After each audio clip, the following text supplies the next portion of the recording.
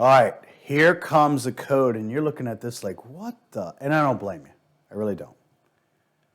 We've already covered this part of using the overloaded cout, so that part I'm really not going to get into. But here, yeah, I am.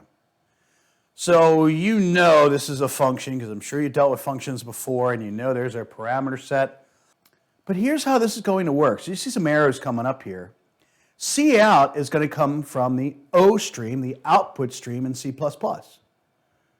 The operator is literally those two angle brackets. And then what's in parentheses is going to be the item that we pass in for that particular cout. Now, this is what the overall function looks like when we do a normal thing with integers, floats, doubles, but this won't be date. This one is specifically set up for date. So if you happen to create a new custom object or custom struct and you name it slightly different, then this will have to change a little bit. But the nice part is, notice I said a little bit.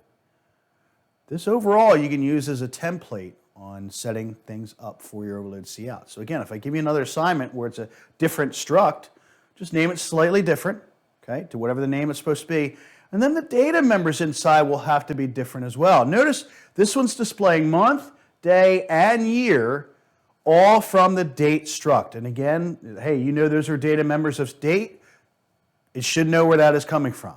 The other nice part is that actually I get to format it if I want to. This one has dashes in between, like 11, you can see right there. That's a format. You can change the format of doing all this.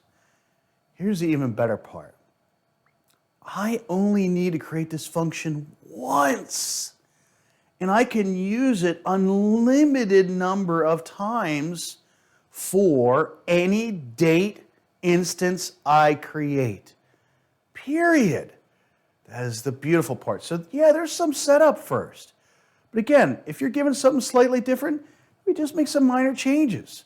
By the way, one thing that I always screw up, by the way, yes, it is OS here, not cout. So be very, very careful about that. And that's really because of here and the operator. So that's more of a me thing than a you thing. So be very careful about that. But that's the beauty of this, is now we kind of have a template for overloading the cout. It takes us a copy and paste, and then we get to use it as much as we want. By the way, this might work for classes and other objects as well.